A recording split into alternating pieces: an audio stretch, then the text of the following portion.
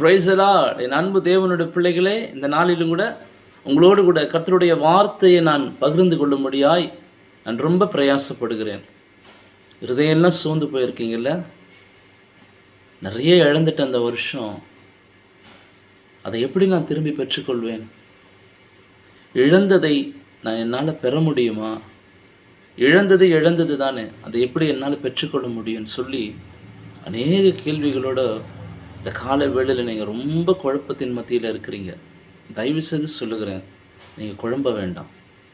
நீங்கள் பயப்படாமலும் திகையாமலும் இருங்கன்னு கர்த்தர் சொல்லுகிறார். நிறைய முறை நமக்கு கர்த்தர் சொல்கிறீங்க, பயப்பட வேண்டாம்னு சொல்கிறார் கர்த்தர். நம்ம அதை தான் செய்கிறோம், பயப்படுறோம்.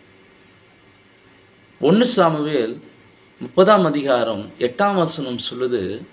அந்த அதிகாரம் முழுவதும் நீங்கள் வாசிச்சிங்கன்னா, அமலேக்கியர் தாவீதினுடைய எல்லா ஜனங்களும் சிறைப்பிடித்து பட்டணத்தை அக்கினியினால் சுட்டெரித்து சிறியவர் பெரியவர் எல்லாரையும் கொண்டு போயிட்டாங்க, சிறைப்பிடித்து கொண்டு போயிட்டாங்க. சிக்லாக்கு திரும்ப தாவீது வரும்பொழுது அவனோடு இந்த யுத்த வீரர்களும் எல்லாரும் திகைத்து போய் நிற்கிறாங்க.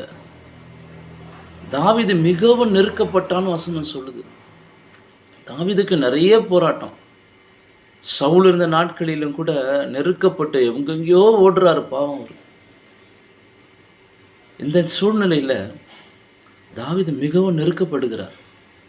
ஏன்னா யாருமே கிடையாது அந்த இடத்துல, எல்லாரும் அமலேக்கு பிடிச்சுன்னு போயிட்டாங்க.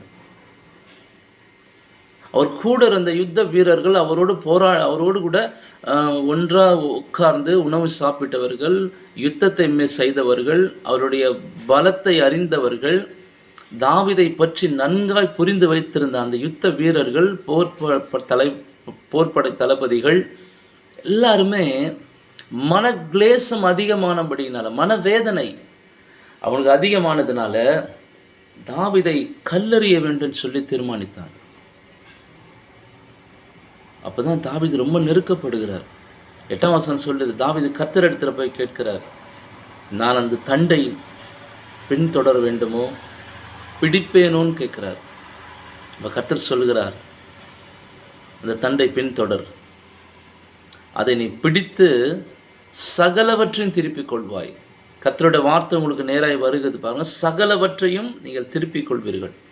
எதை இழந்து போனேன்? சரீர சுகத்தை நான் இழந்து போயிட்டேன், என்னோடய தொழிலை இழந்து போயிட்டேன், என்னோடய வேலையை இழந்து போயிட்டேன், என் குடும்பத்தில் சமாதானத்தை நான் இழந்து போயிட்டேன், என்னோடய ஒற்றுமையை நான் இழந்து போயிட்டேன், என்னோடய பொருளாதாரத்து ஆசீர்வாதத்தை இழந்து போயிட்டேன், குடும்ப சந்தோஷத்தை இழந்து போயிட்டேன், சபையில் இருக்கிற ஐக்கியத்தை நான் இழந்து போயிட்டேன், ஊழியத்தை இழந்து